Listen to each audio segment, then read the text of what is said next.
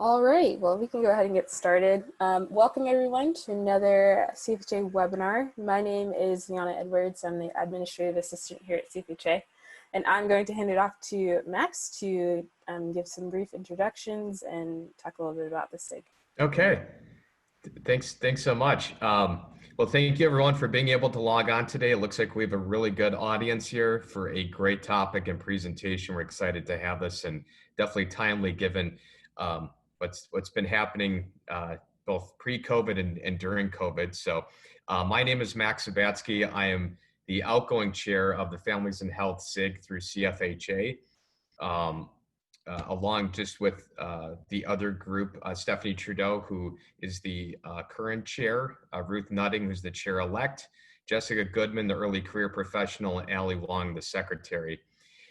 So today's topic on fostering family resilience through trauma-informed primary care is going to be a great opportunity for all of you to learn about different skills and content areas in this topic. I know applicable to many different members through CFHA. So we're excited to have Ruth, Vanessa, and Amy doing the webinar. I'll give some brief bios and background, and then just give a few reminders as we go through the webinar. So first with Ruth Nutting. Dr. Nutting is the Director of Behavioral Health at Via Christi Family Medicine Residency and Assistant Professor at the University of Kansas of Medicine in Wichita, Kansas. In this role, she trains residents in behavioral health, facilitates resident and faculty wellness initiatives, and oversees the sustainability of integrated behavioral health programs. Her research endeavors include behavioral health integration, physician well-being, systemically based research related to coping and resilience. She also has a passion for advocating for trauma-informed care, expanding behavioral health integration, and encouraging behavioral health patients and physicians. Our next presenter, Vanessa Loaf, is a project specialist for the Center of Public Health Initiatives at Wichita State University Community Engagement Institute. As the Institute's team facilitator for trauma-informed systems of care, she provides training and technical assistance to public health organizations, clinics, and community organizations across the state of Kansas who are interested in creating a more compassionate, organizational and cultural informed practice and implementing trauma-informed policies and practices. Our last presenter is Amy Siri. Dr. Siri is a native of Wichita who attended Kansas State University and KU Medical School. She completed her residency training at the Barbara Bush Children's Hospital at Maine Medical Center in Portland, Maine. During her residency training, she became a passionate obesity advocate, as well as a local physician expert on bed bugs and cyberbullying.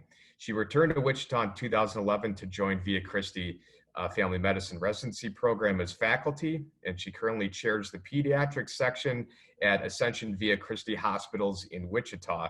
Her current passions include anti-vaping campaigns for adolescents, advocating for community water fluoridation, and encouraging functional fitness in children. So we're very excited to have all three of you on the webinar today, and we're excited to get some great information about this. Just a few reminders before I pass it over. We encourage anyone who wants to use the chat box below to send any questions. Throughout the webinar, the three presenters will be able to address some of these questions. If they don't get to them, certainly we can cover a little bit of Q&A at the end as well. There's also a Q&A box as well, but we'll be using the chat function around that time as well. This will also be recorded, so for playback purposes in CFHA, we'll be able to get that for those who can't attend the webinar today. So I think we've covered everything, so I'll hand it off to the presenters, and thank you again for a great talk here. Thank you so much, Max. So this is actually Vanessa's and Dr. Suri's and my third presentation for CFHA related to trauma-informed care. So many of you have probably seen our faces before, and as always, we're excited to be presenting again. So we have four primary objectives today. So we'll be providing an overview of trauma-informed care. Vanessa is going to do that for us. And then we'll be looking at what family resilience looks like, in particular regarding determinants as well as processes of resilience. We'll be discussing how interdisciplinary primary care providers can engage families and support networks in fostering resilience. And then lastly, we'll be identifying relevant resources for your practice settings that will be very beneficial. So Vanessa, do you want to take it away and introduce us to trauma-informed care? Absolutely. Thank you, Dr. Nutting. Thanks to all of you who are joining us today. You can go ahead and advance to the next slide, Ruth. Thank you. So many of you may be familiar with the term trauma-informed, and in fact, you may already be working to transform your own practices. But just to make sure everyone's on the same page, I'm going to share the definitions that we use at Wichita State University to guide our work. According to the Substance Abuse Mental Health Services Administration, which we also call SAMSA, any setting might be considered trauma-informed if the organization realizes how widespread the impacts of trauma are, recognizes the signs and symptoms of trauma responses, and responds by integrating that knowledge into practice, policy, and procedures in an effort to resist doing further harm to the patients and staff in your practice. We would also suggest at WSU that there's actually a fifth R, and that is what we're all here to talk about today, and that's resilience. That includes building the capacity for individuals, organizations, and communities to recover, adapt, and grow from any acute stressors that they might experience. And I would say right now, everybody is doing all of that right now. We are all experiencing acute stressors right now. And this is a time where people understand this definition better than they ever have before, because most everybody now has lived experience with that. In a primary care setting, that type of approach prioritizes understanding life experience and their impacts on psychological wellness, physical symptoms and outcomes, and treatment adherence, as well as other behaviors in order to provide more effective care. So using that trauma-informed approach in your practice can provide a structure and framework that embeds the 6 principles of trauma-informed care into your practices and services. The principles that you'll see in the next couple of slides have been adapted from the original SAMSA definitions by the National Council for Behavioral Health, but they're adapted specifically to be used in primary care practice clinics. So the first 3 that you'll see here, first and foremost, is safety. Making sure that your patients and your staff feel emotionally and physically safe when they come to work or come to visit you in your practice. And all of these, I'm going to focus a lot on patients today, but all of these apply to you and your staff as well. Because if your staff don't feel safe coming to work, they're not going to be able to model that safety for your patients. And so I'll talk about that a little bit less today, but I want to make sure that everyone understands that I do mean both. So when we're talking about safety, we want to make sure that your patients have the opportunity to define what that means for them, and that you're making sure that that's a high priority in your organization. It could look like technical things like creating calm waiting areas and exam spaces. It also looks like respecting privacy in all of your interactions, but it's more than that. It's being welcoming in your practice with their interactions with staff. So I have a personal example that I'm going to share related to that. I had the opportunity last winter to go to a new practice that was new to me, a very large practice in our local community. And doing this kind of work has made me a terrible patient because I notice things that maybe not everybody notices. But what I noticed when I entered into that practice is that not one person in the practice introduced themselves by name to me, with the exception of the physician. So I learned the nurse's name because the doctor called her by name. And then we had the exam, and once the exam was over, the clinical professionals left the room and gave me no instructions on what to do next. And because it was new and because it was big, I had no idea where to go after I was done, or if I was supposed to leave when I was dressed and ready to go. And so I luckily have my own agency and could say, okay, now what do I do? But for many of our patients, and particularly in underserved communities, they don't feel comfortable questioning the professionals that are around them, and that may make them unsafe. Or just being in an enclosed space makes them unsafe or feel unsafe. And if they don't know how to get out when they feel uncomfortable, that can add to their anxiety. So that's an example of beyond just creating nice pictures in your waiting room, but making sure that those interactions are also safe and welcoming. And as part of that is that trustworthiness and transparency. So all of these principles are going to be very intertangled, and creating a trustworthy relationship with your patient and being transparent about what are the next steps, what are the expectations of your practice when somebody comes in, making sure that you're getting informed consent, that you have consistency in how your policies and practices are enforced. And I know right now everybody's had to scramble to change some of their policies and practices in response to the public health emergency, but making sure that you're being clear about communicating those changes and that they're being enforced consistently will go a long way to creating trust. The next one is what we call peer support and mutual self-help. And that can look like a lot of things.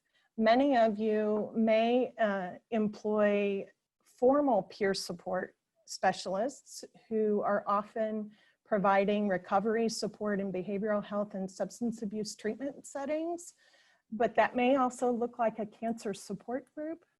And for staff, it may look like just timed event, and that it's okay for them to have some structured time where they can just talk about how stressed they are right now and support one another in order to facilitate the healing process that's needed to calm the overactive stress response systems.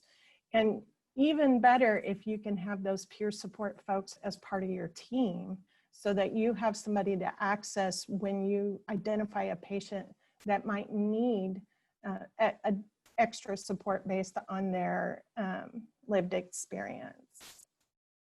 So the next three, again, are deeply intertwined. And so the collaboration and mutuality is one that I hope that you all are already practicing, which is making sure that you're giving your patients a significant role in their own personal healthcare planning and in giving a voice to them in planning the types of services and changes that you need to make to your practice. Part of that may look like a patient satisfaction survey, but it goes beyond that. And for some clinics, they even have patients who are part of their boards so that they can get that ongoing feedback. And not just collecting that satisfaction survey, but actually using the survey to make changes in your practice is an important part of that process. But also making sure that you're giving staff room to make those kinds of suggestions and changes, and to push back when something doesn't work and to feel safe doing that.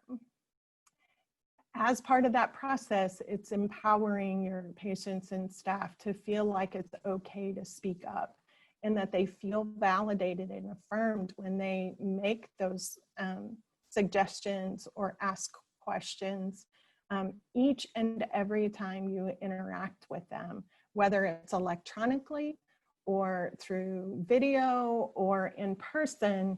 We need to make sure that we're using clear and appropriate messages about their rights and responsibilities, but that we are giving them different options that suit them to share their voice about how their care is going and what they feel like they can manage as you're developing your treatment plans.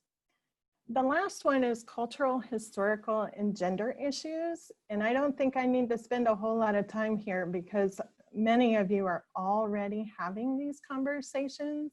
But as you'll see on the screen, these are the kinds of things that you want to be considering when you're developing your process flows or developing how you're interacting with patients in your office hours, and making sure that you have access to multiple languages if that's appropriate for your practice in your community, and making sure that you're looking at every single policy and practice and procedure through that lens of diversity, equity, and inclusion on an ongoing basis, not just right now because everybody's talking about it, but all the time, so that you can assure that your policies and protocols are being responsive to your community as it changes and heals. So some of the benefits, if you aren't already working on a trauma-informed approach, include having safer spaces for staff and patients. Part of that is an access issue. If you have patients who are no-shows a lot, it may not just be a transportation issue or just an issue with their personal responsibility, but maybe they don't feel safe coming to your practice. Maybe there are some issues between home and the practice that make them not feel safe. So it may not just be your practice itself, but using this trauma-informed approach tends to make patients be more engaged because you have better relationships. If I don't like my doctor, I'm not going back. And so figuring out, I like Dr. Siri and Dr. Nutting, so I keep coming back, right? So making sure that you are creating those safe space for everyone will improve recidivism, people coming back in, those kinds of things. The process includes a lot of training for both your clinical and non-clinical staff, and that process helps improve clinical decision-making because providers feel more equipped to identify those trauma responses and respond in an appropriate way. And that includes stepping outside your practice and creating community networks that increase your capacity to be able to address the whole patient, not just the medical or behavioral health concerns that are presenting at that moment in time. All right, thank you, Vanessa. Thank you. Now let's take a closer look at resilience.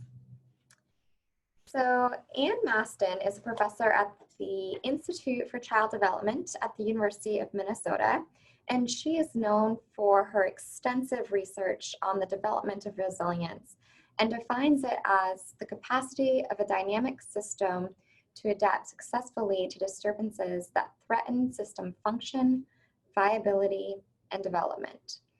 So I specifically want to draw your attention to the term system, as we're going to focus on the dynamic interplay of resilience. We will not be focusing on an individual approach to resilience, as that has previously blinded researchers as well as clinicians to the resilience that can be fostered in families as well as larger systems. So we are going to look at the determinants of resilience, which include relational, ecological, and developmental. And then we'll turn our attention to the processes of resilience, which incorporate recovery, adaptation, and transformation. So relational resilience is really situating a system, often a family, in relationship to its particular challenges, constraints, and resources. So for example, strain on a family may be of normative life cycle transitions, such as retirement, divorce, or it could be an acute stressor, such as job loss, or the acuity we've seen with the global pandemic over the past several months. It could also be a prolonged stressor of inner-city violence. So relational resilience involves organizational patterns of communication, problem-solving strategies, as well as community resources and affirming belief systems, okay? So really, cohesive narrative is paramount in making meaning of experiences, so these lived experiences, collaboration, competence, and competence in overcoming challenges. And I want to highlight that specifically within the pediatric population, resilience to hardships increases with just one caring relationship. So that caring relationship could be a caregiver, could be a mentor, but that positive relationship will help create meaning of experience that fosters resiliency. So very significant. We also have ecological resilience. So if you think about Yuri Bronfenbrenner's ecological theory, this accounts for childhood and adult spheres of influence in both risk and resilience. So this goes beyond the family system to incorporate the peer group, school or work settings, larger social systems that are nested as contexts for social competence, okay?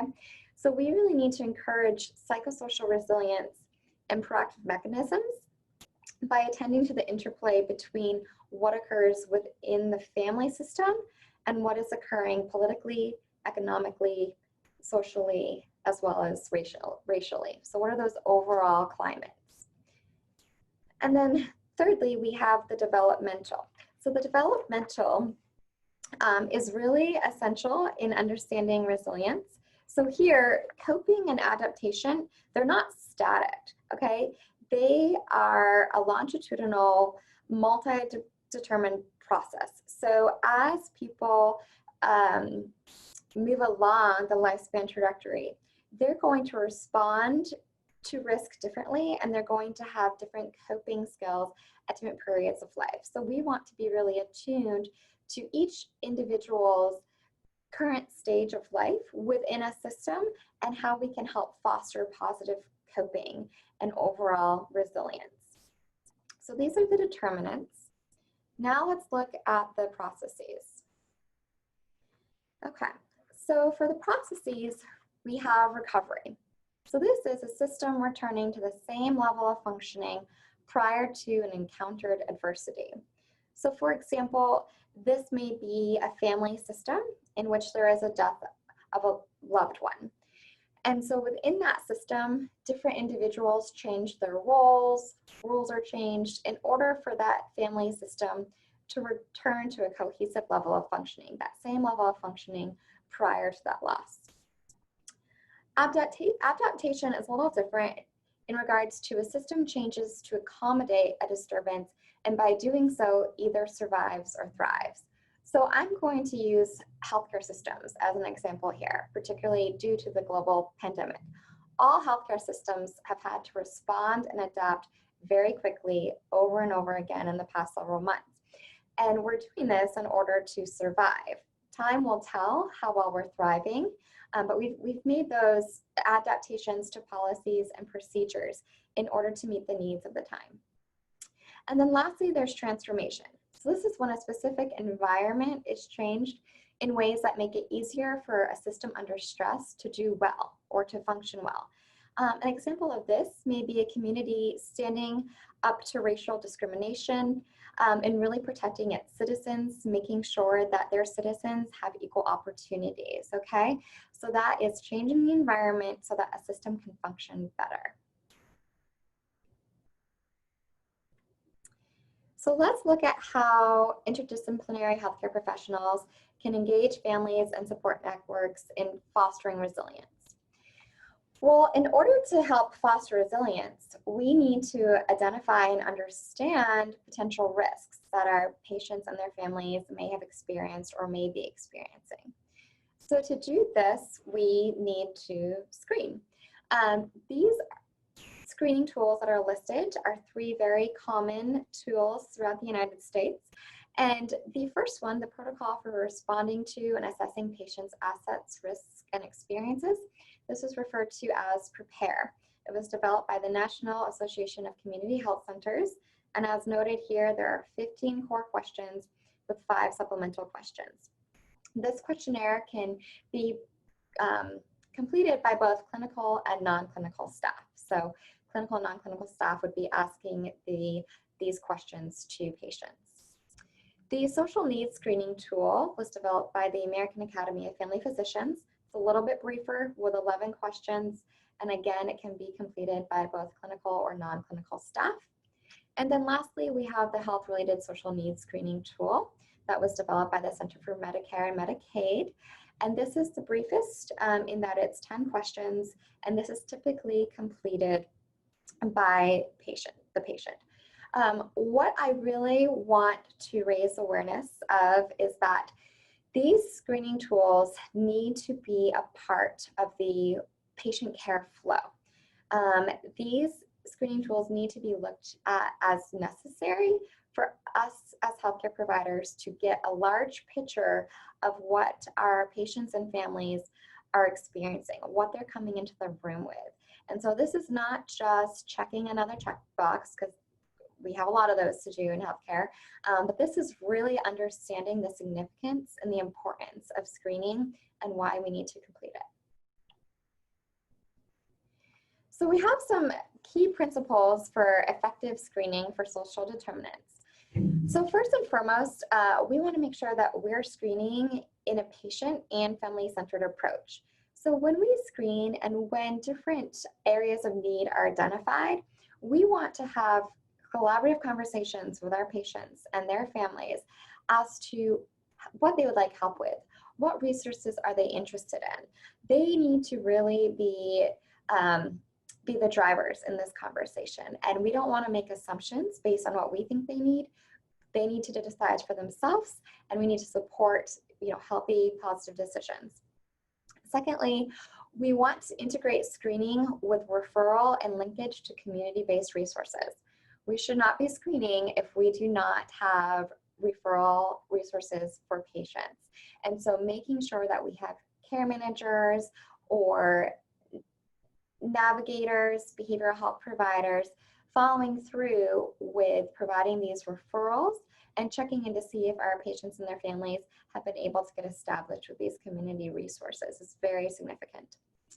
Third, we want to remain aware of community system building efforts. So what is the community offering that could be helpful or beneficial to our patients? Again, this is where social work, behavioral health, care managers play a significant role in building those community relationships so that we can really be the bridge from our healthcare sector into the community. And I want to note too, I think a lot of times when we're screening within healthcare settings, we get that mindset, okay, another screening tool that's going to identify the needs of our patients, but how can we help our patients? I don't have everything to offer our patients. And this is where we have to be really mindful about our responsibility to screen and refer to the community where they can get those additional resources. It's not our sole responsibility. Fourth, we really want to utilize and incorporate a strengths-based approach. So don't just focus on the risks or the deficits that patients and families may be experiencing. We also want to identify what they've done well in the past, when they've coped well in the past, how they've experienced resiliency in the past, so that we can continue to build on that. And then lastly, we absolutely do not want to limit screening practices based on a parent's social status. If we're screening, we need to be screening all of our patients, okay? So we don't want to be screening based on zip code. We don't want to be screening based on race. That is where some generalizations occur and some stereotypes occur, and we want to make sure that we are staying away from that. Okay, so the need to know. We also, as we're screening, we want to have these conversations with patients so that we can identify severity of risks. How long have these risks been occurring for? How much have they changed the family system or the larger community?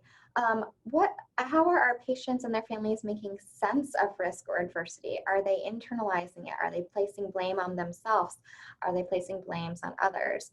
And then overall, again, going back to that meaning piece, how are they making meaning of adversity? Are they having a narrative that they can overcome adversity and that this is just a season of life? Or is their narrative that they failed, they don't know how to move beyond this risk and adversity? All right, and now Dr. Amy Siri is going to talk about fostering resilience in primary care. Hi, thanks again for joining us today. We'll go ahead and advance the slide. So I'm going to mention a little bit about strengthening families. It's a research-informed approach. It's got 3 basic goals: to increase family strengths, enhance child development, and to reduce the likelihood of child abuse and neglect. So it's based on using these 5 key protective factors to try to engage families. So you see the 5 factors listed: parental resilience, social connections, knowledge of parenting and child development, concrete support in times of need, and social and emotional competence of children. These protective factors are characteristics, strengths, skill sets that individuals and families use to mitigate risks and promote positive well-being and healthy development. The families and individuals that we see that have these seem to be the ones that are more resistant to stresses, have that resilience kind of built in. But as it's already previously been mentioned, these are skill sets that can be taught. Next slide. So I know this one's a little smaller, a little harder to read. So those 5 key protective factors that we just talked about are the filled in colored bubbles. Below that is the 3 goals that we just talked about. So strengthening families, enhancing child development, as well as reducing childhood abuse and neglect. So it's the outline boxes above where we've got some nice, more solid key examples of things that you can kind of incorporate into your own practice or program. So with that, the first one is parental resilience. This is focusing more on recognizing that we need to make sure that our parents, because I'm a pediatrician, parents or patients are really allowed to have their own agency, that they are part of the decision-making process. I think it's very, very good in the parent-child model that the child can see that their parent is being decisive, does have ideas and resources that they can kind of tap into. We also want to make sure that incorporating that family's background in terms of race, language, culture, history, different approaches to parenting are honored. The next one we see is social connections. This is where we're helping families to reach out and connect with throughout their community. One of my favorite examples is going to be Boy Scouts and Girl Scouts of America. Not only is it a great way for kids to get connected with peers with having adult supervision, at the same time, a lot of those parents will start to network amongst themselves, and this becomes a resource where they can tap into each other as needed. The third box, knowledge of parenting and child development, this is one where I try to model this when I'm having an interaction with a family in clinic settings, for example, that a lot of parents are very shocked at the things that their child can actually do when I prompt them and stimulate them to step forward. There are other times, unfortunately, where parents really think that their child can do more than what they can, such as expecting an 8-year-old to be responsible enough to take their medications each day. So we want to make sure that parents understand different capacities and how they help their child to grow and further those capacities in an appropriate manner. In our fourth box, concrete support in times of need. Certainly, I make sure through our clinic that families understand how to reach us during office hours, but also how to reach us in the evenings, on weekends and holidays, etc. That they have the confidence that if they call us, there will be someone who's going to answer that page and assist with their needs. I'm also making sure they understand the other services within our office, that we also have amazing mental health providers, such as Dr. Nutting, that we also have social workers. I believe it was 2018, the American Academy of Pediatrics had this great program where we were making sure that we were assessing at every well child check that everyone had enough to eat in the home, that we were looking at food security. So just by, again, incorporating that one fast question into all of my checks, they understood that if there was an issue where people weren't getting enough to eat in their home, that we were someone that they could rely on. I also incorporate things like when I have a well child check for a young child, I literally sit there with the parents and make sure that they type in the phone number for the poison control hotline. When I'm having a well child check with an adolescent, that they are programming in the number for the suicide prevention hotline number, and stressing to them that even if they individually might need it, they might have a friend who comes to a moment of crisis, and this is a resource that they can use at that time, in addition to calling us for extra help and support in our clinic. And in our last box, we have our social and emotional competence of children. So helping parents, again, foster their child's social emotional development, that they are involving their child in different types of programs outside of the home, so that child gets to not only develop a positive sense of their own culture, but grow up in a diverse environment around them, understand that they're part of a larger society and they have value within that society. So a lot of programs such as library, youth activities, I think are absolutely fantastic things to promote through your office, as well as the different local parks and recreation type systems. So there's a lot of options that the families might have that aren't going to cost a whole lot of money, but could really hit a lot of this community connectiveness and many of the goals of resiliency that we've been mentioning throughout the talk. And then next slide.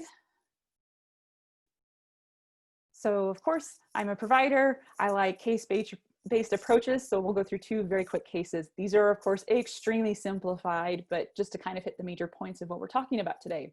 So in case one, you have a 12-year-old female who presents with her mother with a concern for abdominal pain for over 2 months now. And because of this, it's resulted in frequent absenteeism from school. So you do take a detailed history and physical. You find quickly that there are no red flags really for any kind of an organic cause. Interestingly enough, the abdominal pain never occurs on weekends or holidays and never wakes the patient from sleep.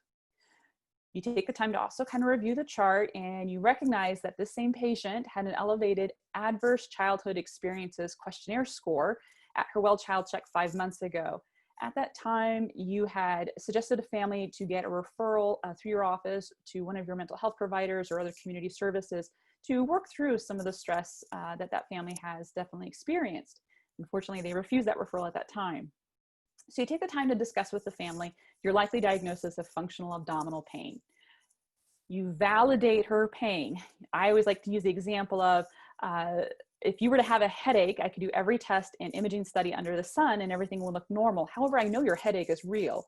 And that's quite the same with functional abdominal pain. So I reassure her pain is real, that I am going to help her, that there are treatments for this. And the really good news is the evidence strongly supports that this will eventually go away. So giving her hope. So I discuss with the family how these symptoms were also likely provoked to a degree with the stress and anxiety I know that this family's had to endure, both in the past and some ongoing. And some of that's confirmed because I know that they have an elevated ACE score. The mother agrees. She's really had the same thoughts, didn't really know how to express that. And she's really worried because if this is very much stress-based, she doesn't know how to communicate with her daughter to work through these different emotions because her daughter's getting to the point where she's becoming much more shut down and not wanting to talk to her mom and have that same kind of parental / friendship engagement that they used to have. So, okay, if you could advance the slide. So the resiliency plan that you guys come up with, you say, okay, I'm going to give you a prescription. There's this antispasmodic agent that we can use that's going to help address some of the symptoms that you're having, but it's not enough just to do symptom-based treatment. We also want to get to the root cause. So you talk with the patient and the mother, and mom is definitely much more receptive to doing a mental health referral at this time, but she's worried about how long that's going to take. And while we're in the process of working on that, how can we still work on getting her child to go to school more consistently? So through shared decision making and empowering the mom and patient to recognize what resources they already have, you discover that they're both a big fan of a mentorship program within the school. The daughter really likes this idea that she'll get to have a special breakfast with an assigned adult mentor in a very safe setting. And she feels like that's going to, be a nice reward for her to show up for school each day. They're also both interested in the school's Girl Scout program that meets afterwards, and the patient recognizes she'll have to attend school a certain number of days to qualify to participate in this organization. So they both really like the ideas that you have been able to come up with together, and you can see how many of these things will hit the resiliency points that we've already been talking about in our conversation, that we've helped create another very meaningful one-on-one adult-child relationship. The mom's really excited that her daughter will also maybe have someone else that she can open up with, and maybe through practicing expressing herself with another adult, maybe it'll make it easier for those home conversations. We're also getting this child to engage in better peer-supported programs. We're helping mom find also ways to get connected within the community. We'll go to our next slide and do case number 2. And with this one, you have a 15-year-old male who's seen for a weight follow-up visit along with his mother. His weight has consistently been above the 99th percentile, and unfortunately, he's recently also developed elevated blood pressure. You have been seeing him for a while, and you've been using motivational interview techniques, and you've guided both him and his mother to make their own goals based off of their own ideas and expectations. But you've also kind of encouraged and nudged them along the way to make sure those goals are small, that they are obtainable, that they will be helpful, and that they're not trying to achieve some drastic lifestyle change that will very likely not be sustainable, create failure in this ongoing frustration and feeling of inability to complete. So you see him back today, and even though this patient's weight has gone up by 2 pounds, he is so excited to see you, and he gets to report back that he has made some big accomplishments. He has managed to switch from drinking 6 Cokes a day to just 4 Diet Cokes. Also, he and his mother have successfully walked around the block 3 to 4 times each week. The goal was 5, but you know what? 3 and 4 is better than 0. He admits he has not tried a new vegetable on Tasty Tuesdays. This family tends to really enjoy rice and beans, but had agreed to try to incorporate new vegetables. He has at least been researching some recipes online that intrigue him. So again, they're still open to these suggestions. So together with your patient, you get to do a happy dance and create a lot of positive vibes in the room. You congratulate the family on their accomplishments, that they've picked very reasonable goals. You're so excited for their hard work and the progress that they've made. So you help this family establish new goals for the coming time period. I personally will always offer a range between 1 month and 3 months. If I know they really want that accountability and they're really engaged, they usually come back closer to 1 month. If they're maybe not as motivated, they usually pick the 3, but at least I get to check in with them 3 to 4 times a year on this issue. So they're very excited to come back and see you. So again, some of the stuff in the last case was maybe more pre-pandemic, but this is something that you can actively do, helping them learn to be those good decision makers, incorporating what's going on in their families and their backgrounds, and guiding them through that process of building those skills of saying, okay, so what are my strengths? What are going to be my major hurdles? How do I think in advance to overcome those hurdles?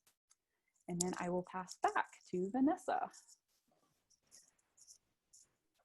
Dr. Siri, I wanted to do a happy dance with you.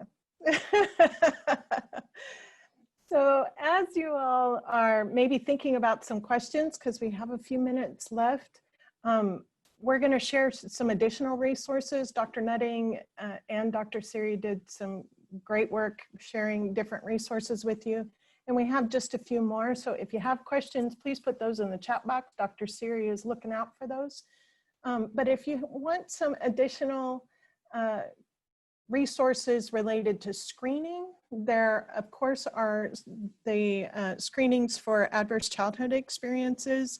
The one that our friends here at Via Christi use was developed by the Center for Youth Wellness called the ACE-Q. They've also now kind of updated that, and it's called the Pearl. And they also host what's called the National Pediatric Practice Community on ACEs, and that is a nationwide peer support network related to this work around adverse childhood experiences and trauma-informed care. And if you're not yet familiar with the Center for Youth Wellness, some of you may at least be familiar with their founder, Dr. Nadine Burke-Harris, who is now the Surgeon General in California and has done a lot of pioneering work in this area. There are some additional resources here for resilience screening as well. The Health Resilience Stress Questionnaire out of Utah. Dr. Nutting referenced Dr. Unger's work at the Resilience Research Center. And there's some additional screening tools for social determinants of health, and those come from the Center for Healthcare Strategies. The Center for Healthcare Strategies also has a trauma-informed implementation resource center that has lots of information about what trauma-informed care looks like in the primary care setting, training videos that you can use, and all kinds of other resources that might be useful. So I'm going to turn things back over to Dr. Siri and Dr. Nutting, and we'll see if there's any questions. It looks like we've had a couple questions come in. So Lisa Barnes, yeah, these slides will be available. Thank you very much. So I'll be sending over this presentation to Leanna shortly after we end here. And Leanna, where will they be able to find them on the CFHA website? There is a webinar archives tab right underneath where it says webinars on the website. And I'll also send out a notification to both the listserv and in a newsletter that'll go out next Tuesday. So you should be able to find it. Are there other questions out there?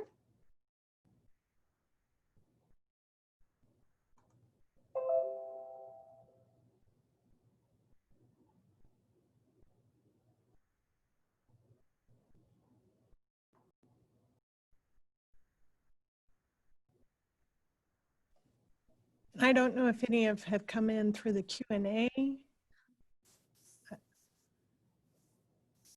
I don't see I any. don't have any more. No, people are pretty quiet today.